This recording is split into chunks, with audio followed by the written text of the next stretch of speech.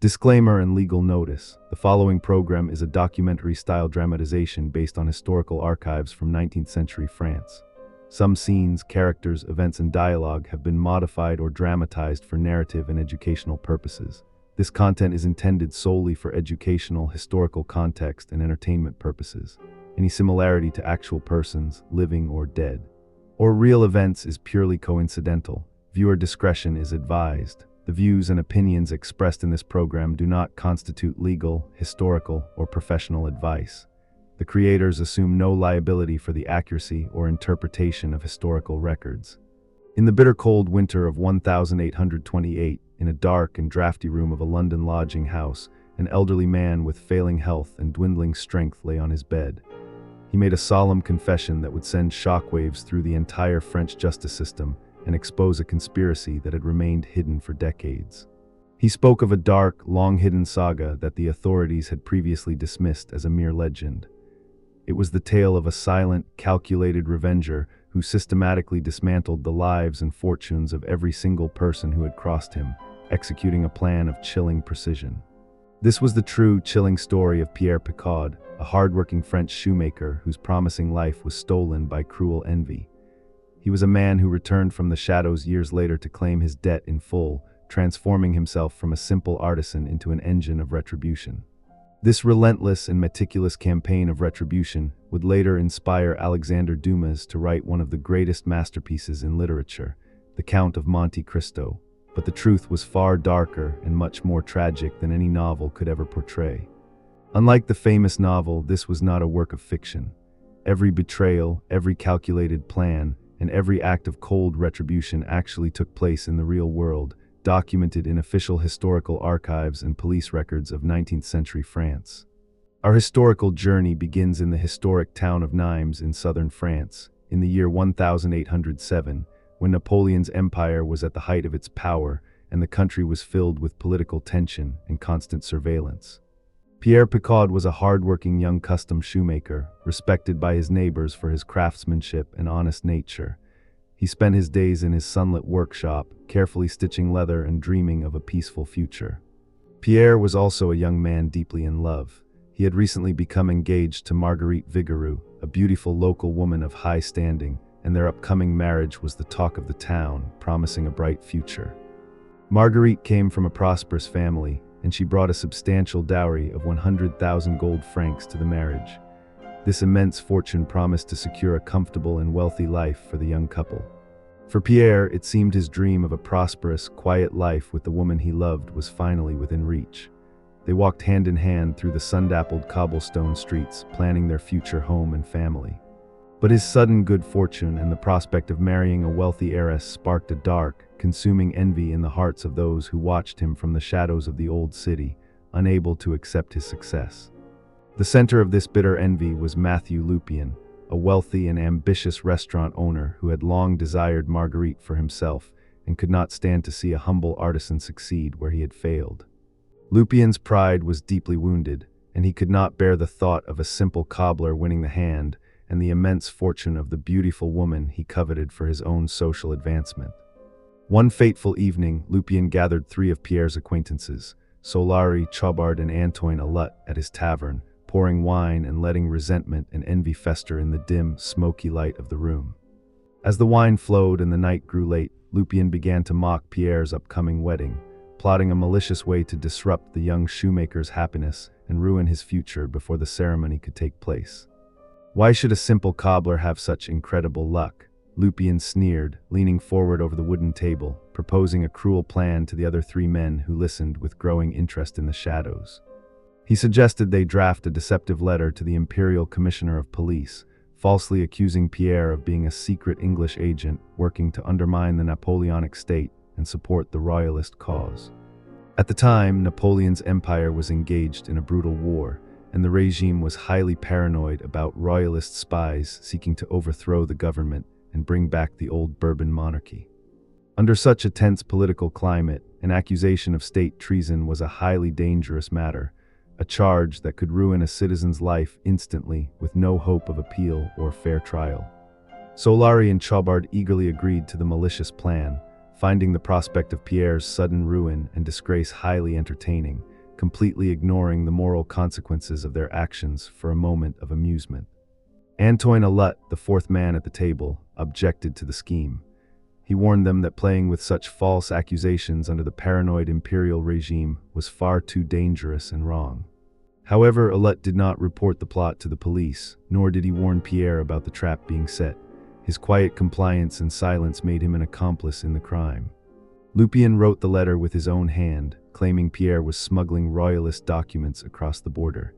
He sealed the document with red wax, finalizing the betrayal that would shatter a man's life. The trap was set. Pierre, completely unaware of the dark forces conspiring against him, spent his final night as a free man preparing for his long-awaited wedding day, filled with hope and joy. On the morning of the wedding, as the guests gathered to celebrate the union, imperial guards burst into the hall, throwing the doors open and shattering the festive atmosphere with their cold presence. Before his terrified fiancée and family, Pierre was detained and led away in heavy metal restraints, his wedding feast left untouched on the tables as the guests watched in utter shock and horror. Because the charge was state treason, Pierre was denied a public trial and the right to defend himself. He was simply erased from society, his existence swept under the rug by a paranoid regime. He was secretly transported to the remote and forbidding fortress of Fenestrelle, located high in the Alpine mountains, surrounded by snow-dusted cliffs, cold gray clouds, and endless stone walls. Here, inside a damp stone room, the young shoemaker was locked away from the world. His identity was stripped away, and his name was replaced by a simple prisoner number in the fortress ledger. Back in Nimes, Mathieu Lupian wasted no time in executing the second part of his plan.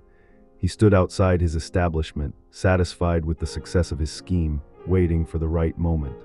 He comforted the grieving Marguerite, slowly convincing her that Pierre was indeed a traitor who had abandoned her and fled the country, offering her a shoulder to cry on to win her trust. 2 years after the arrest, believing Pierre was dead, Marguerite married Lupian, giving him control of her massive fortune. The marriage was solemn, but Lupian had finally achieved his goal. Pierre, meanwhile, languished in the cold stone rooms of Fenestrelle, his mind slowly slipping into despair as the years passed without any contact with the outside world, wondering why he was there. He had no idea who had accused him, or why his life had been shattered. He could only track the passing days by scratching the stone walls of his cell with a small nail. But fortune, which had cruelly abandoned Pierre, returned in the form of an unexpected cellmate. The iron gate of his cell opened, and guards pushed a new prisoner inside the small room. An old Italian priest named Father Torri was moved into Pierre's cell due to overcrowding in the fortress. The kind-faced elderly man looked toward the young prisoner with deep sympathy and understanding. Unlike the other inmates, Father Torri was a man of vast intellect, possessing deep knowledge of history, science, and languages, which he was eager to share with his new companion.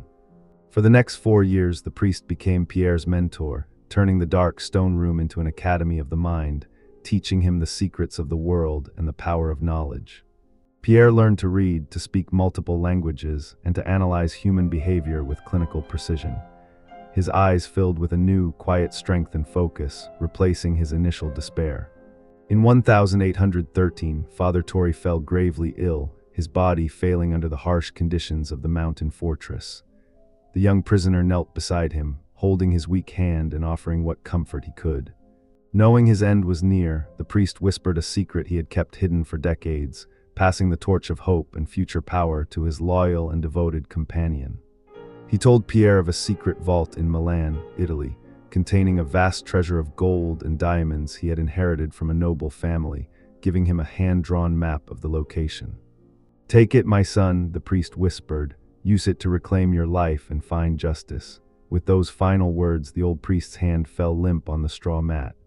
Pierre mourned his friend, now left completely alone in the dark fortress. He stood by the grated window, staring at the snow, his mind focused on a single goal of reclamation and justice. In 1814, the political landscape of Europe shifted dramatically. Napoleon Bonaparte fell from power, and the Bourbon monarchy was restored to the French throne, bringing major changes to the country. With the change of regime, political prisons were opened. Pierre Picaud was finally set free, stepping out of the iron gates of Fenestrelle into the bright sunlight after 7 long years. After 7 years in the dark, he emerged into the light a completely changed man. He was in his early 30s, with hollow cheeks, a pale complexion, and a thin scar. His youth was gone, replaced by a cold, quiet gravity. He had a fortune to claim and a mystery to solve as he walked down the mountain path toward his new life. Pierre traveled to Milan, following the precise directions left by Father Torri. He arrived at an old stone building under a rainy sky, determined to find the hidden vault. Inside the vault of an old abandoned estate, he found it, chests filled with gold coins and priceless jewels, gleaming under the light of his lantern, confirming the priest's words. He was now one of the wealthiest men in France, but he had no interest in luxury. He picked up a large diamond, his expression remaining completely stoic and focused on retribution. He returned to southern France, adopting a false name, Joseph Licher. He traveled in a clean passenger carriage, looking out the window with a calculating expression, planning his next moves.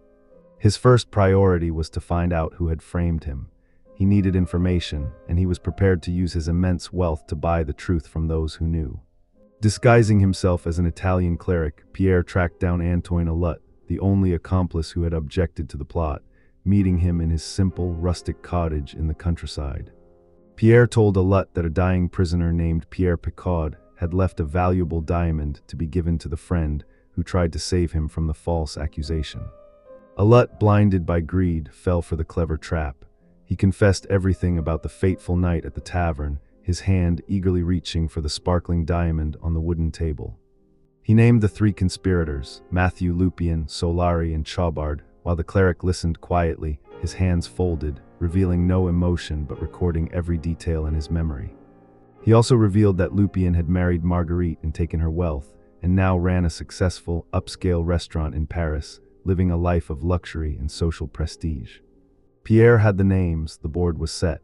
He pocketed the information and vanished into the Parisian shadows as night fell, ready to initiate his campaign of calculated retribution. Pierre arrived in the bustling city of Paris, using his vast newly acquired fortune to rent a grand, 3-story stone townhouse in an upscale neighborhood. He established his presence under a new identity, carefully preparing the battlefield for the coming storm that would destroy his enemies. But he did not seek the superficial pleasures of high society or luxury. Instead, he sought his very first target, Chaubard. In the quiet of his study, Pierre crossed Chaubard's name out with a dark line in his leather notebook, marking the official beginning of his campaign. Chaubard had fallen on extremely hard times over the years and was now living in a run-down, impoverished district of the city. He was surrounded by old, crumbling buildings, narrow, dark cobblestone streets, and the constant smell of decay, far from the wealth he once sought. One chilly evening, as Chaubard walked home alone through a dark, narrow alleyway, a tall shadow stepped out from a corner, blocking his path. Before Chaubard could call for help, the figure moved with silent, terrifying speed, sealing his fate in the darkness of the night. The next morning, his lifeless body was found by a passing merchant. Nearby lay a small cardboard note with a single word written in bold ink, "Number 1. The local police were completely baffled by the lack of evidence, treating it as a random robbery. For the conspirators, a silent, invisible clock had begun to tick, and the shadow of their past crime was closing in. Mathieu, Lupian, and Solari remained unaware of the danger, but a strange sense of unease began to spread through their social circle. Pierre then turned his focus to the second conspirator on his list, Solari. He opened his leather notebook, crossing Solari's name out with a dark, deliberate stroke, leaving only Mathieu Lupian as the final mastermind to be dismantled in due time. Using his immense wealth, Pierre arranged to meet Solari under a business cover, posing as a wealthy investor. He befriended him over several weeks in an elegant Parisian cafe, sharing expensive meals and gaining his complete trust without ever revealing his true identity. Solari had absolutely no idea that this quiet, polite, and generous gentleman was the very same man he had falsely accused and framed 7 years prior. He laughed and shared fine wine, completely unaware he was dining with the ghost of his own past. One evening after a private dinner, Solari suddenly became violently ill, clutching his stomach in agonizing pain. As he gasped for air, the wine glass tipped over, and dark red wine spilled across the white tablecloth like a stain of blood. He did not survive the night, his body failing rapidly. Inside his coat pocket, investigators found a small card with the text, "Number 2. The police began to suspect a calculated pattern, but they had no suspects and no clues to follow. Mathieu Lupian, the mastermind of the original plot, began to hear rumors of the strange, sudden deaths of his old friends. A cold dread settled over him as he realized that the two men who shared his secret were now gone. He knew these deaths were not coincidences, sweating profusely as he stared at his locked office door. He felt an invisible eye watching his every move, realizing that someone was coming for him from the deep shadows of his past. But Pierre saved the most elaborate, devastating retribution for Lupian. Standing in the shadows of the street, he watched Lupian's grand house, determined to make the mastermind suffer a slow, agonizing social and financial death rather than a quick end. Pierre did not want a quick end for the man who had stolen his bride, his fortune, and his youth.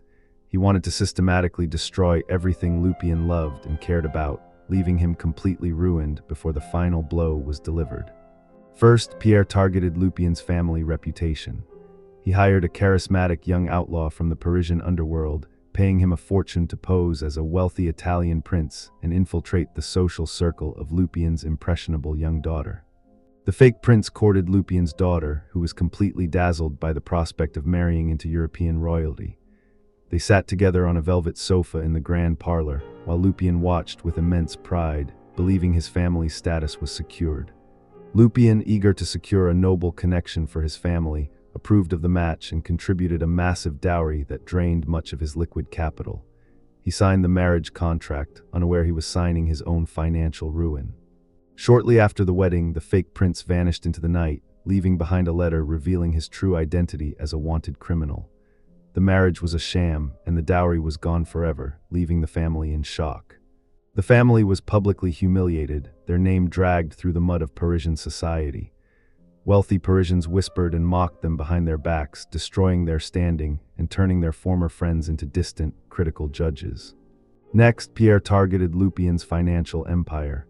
In his study, Pierre crossed Lupian's business name out on a sheet of financial ledger papers, preparing the next phase of his calculated destruction with cold, mechanical precision. One night, a mysterious fire broke out in Lupian's prestigious restaurant, quickly spreading through the wooden structure under the cover of the night sky.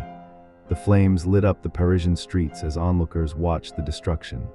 The restaurant, which was the primary source of his wealth and pride, was reduced to ashes, leaving only smoking ruins and a broken owner with nothing left but debts.